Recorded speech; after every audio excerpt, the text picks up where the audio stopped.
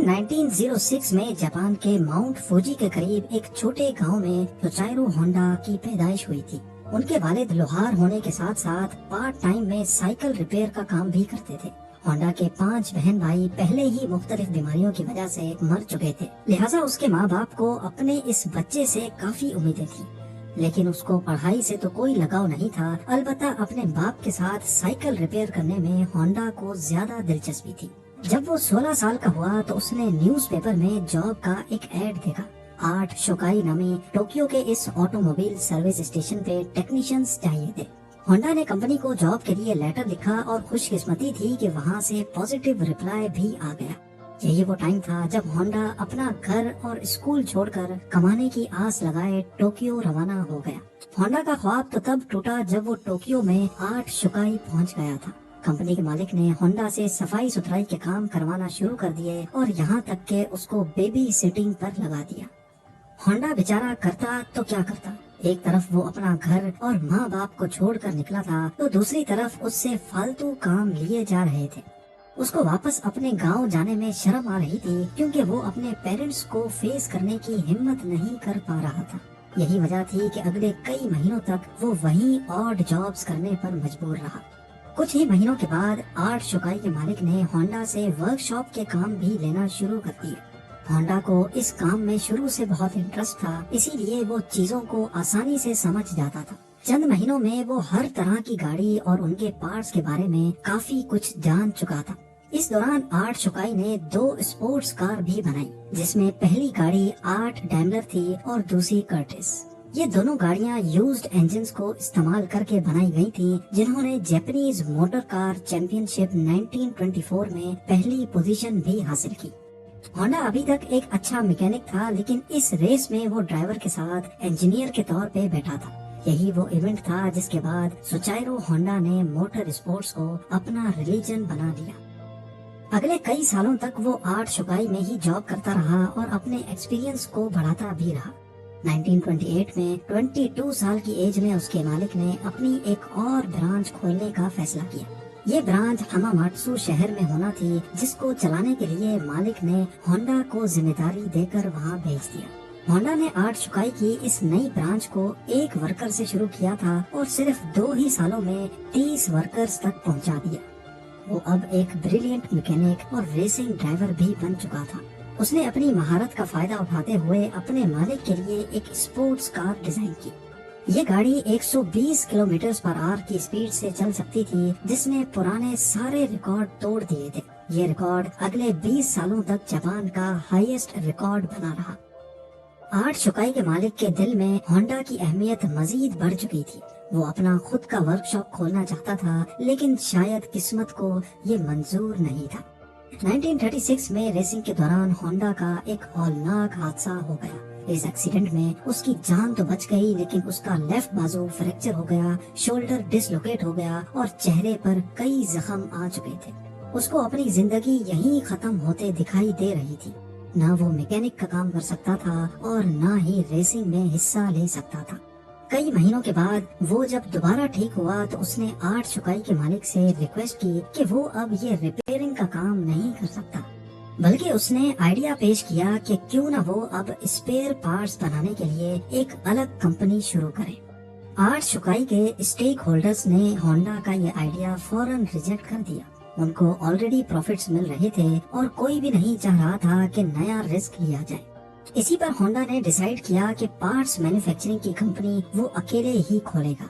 1936 में 30 साल की उम्र में उसने अपने दोस्त के साथ मिलकर टोकाई सेकी हेवी इंडस्ट्री खोली और अपने दोस्त सिचाइरो काटो को उसका प्रेसिडेंट बना दिया। कंपनी तो वो खोल चुके थे, पर होंडा के पास इसको चलाने के लिए कोई इन्वेस्टमेंट नहीं थी। वो दिन भर 8 शोकाई के लिए काम करता था, जबकि रात में अपनी नई कंपनी के लिए खुद इंजन पिस्टन बनाने की कोशिश करता था। अगले कई महीनों तक वो इसी रूटीन पे चलता रहा, लेकिन उसको कोई कामयाबी ना मिल सकी। उल्टा वो लगातार शिफ्टें लगा कर कमजोर हो चुका था। एक के बाद एक नाकामी उसका रास्ता रोके बैठी थी। तभी उसने मेटलर्जी में महारत हासिल करने के लिए एक यूनिवर्सिटी में एडमिशन ले लिया। 1939 में 3 सालों की लगातार मेहनत करने के बाद वो आखिरकार एक पिस्टन बनाने में कामयाब हो ही गया। اب اس نے آرٹ شکائی سے جاب چھوڑ دی اور فل ٹائم پسٹن بنانے میں لگ گیا، پر اس کو یہ معلوم ہی نہیں تھا کہ اس کے بنائے ہوئے پسٹن میں ابھی بھی کئی فالٹس موجود ہیں۔ اس نے ٹوئٹا کمپنی کو اپنے پسٹن آفر کیے تو ٹوئٹا نے 50 میں سے 47 ڈیزائنز ریجیکٹ کر دیے۔ یہ خبر ہونڈا پر بجلی بن کر گری کیونکہ اس کے پاس اب واپسی کا بھی کوئی راستہ نہیں تھا۔ اس نے مختلف کمپنیز کی ریکوائرمنٹس کو سمجھنے کے لیے پورے جاپان کے دورے لگانا شروع کر دیے، الگ الگ فیکٹریز میں گیا، کار مینوفیکچرر سے ملا، اگلے کئی سال اس نے مارکیٹ کو سمجھنے میں لگا دیے، اور اس کے بعد ہونڈا نے ایک بار پھر سے پسٹن بنائے۔ اس بار یہ پسٹن ساری کمپنیز کے کوالٹی کنٹرول پاس کر چکے تھے۔ اس کو دھڑا دھڑ آرڈرز ملنا شروع ہو گئے اور ایک بار پھر سے ہونڈا کو اپنے خواب پورے ہوتے دکھائی دیے۔ آرڈرز کو پورا کرنے کے لیے اس کی کمپنی نے 2000 ورکرز کو بھی ہائر کر لیا۔ ہونڈا کی یہ خوشی صرف چند مہینوں کی مہمان تھی، یہ کس کو معلوم تھا۔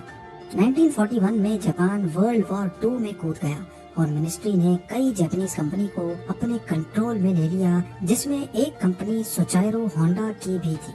ہونڈا کو ڈاؤن گریڈ کر کے اسی کی کمپنی کا سینئر مینیجنگ ڈائریکٹر بنا دیا گیا، اور چیزیں تب مزید خراب ہو گئیں جب کمپنی کے ورکرز کو ملٹری سروس میں لگا دیا گیا۔ اگلے 3 سال انتہائی مشکل حالت میں گزرے، لیکن 1944 میں ایک واقعہ ہوا جس نے ہونڈا کی امیدوں پر پوری طرح سے پانی پھیر دیا۔ ایئر ریڈ کے دوران ایک میزائل سیدھا ہونڈا کی فیکٹری پہ آ لگا۔ پورے ملک کے حالات بد سے بدتر ہوتے جا رہے تھے، جاپان جنگ ہارتا ہوا دکھائی دے رہا تھا۔ پھر 1945 میں 2 نیوکلیئر اٹیکس ہوئے جس نے جاپان کی سرے سے کمر ہی توڑ ڈالی۔ اس واقعے کے بعد جاپان نے امریکنز کے سامنے سرنڈر کر لیا۔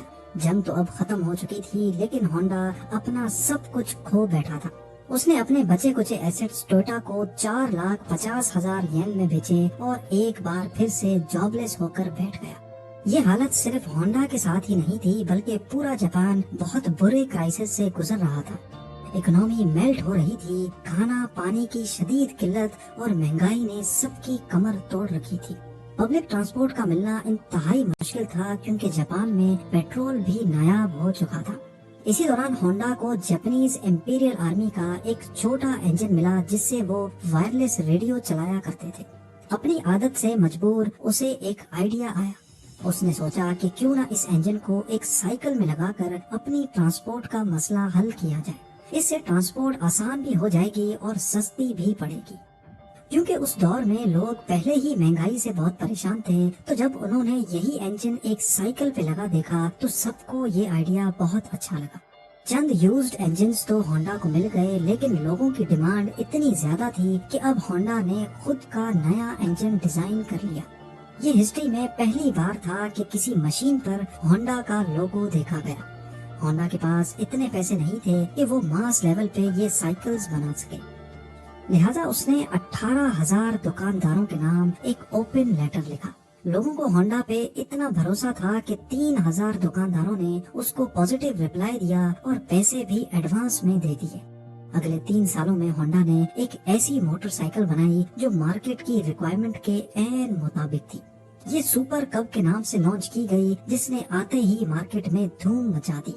یہ ماڈل اتنا کامیاب ہوا کہ 1958 میں اس نے امریکہ کی اپنی ٹرائمف اور ہارلے ڈیوڈسن کی سیلز کو بھی پیچھے چھوڑ دیا۔ کیونکہ ہونڈا کو ریسنگ کا بہت شوق تو تھا ہی، اسی لیے اس نے اب اسپورٹس بائک بنانے کا فیصلہ کیا۔ وہ مختلف بائک ریسز میں جاتا اور جیتنے والی بائکس کے خاص فیچرز نوٹ ڈاؤن کرتا جاتا۔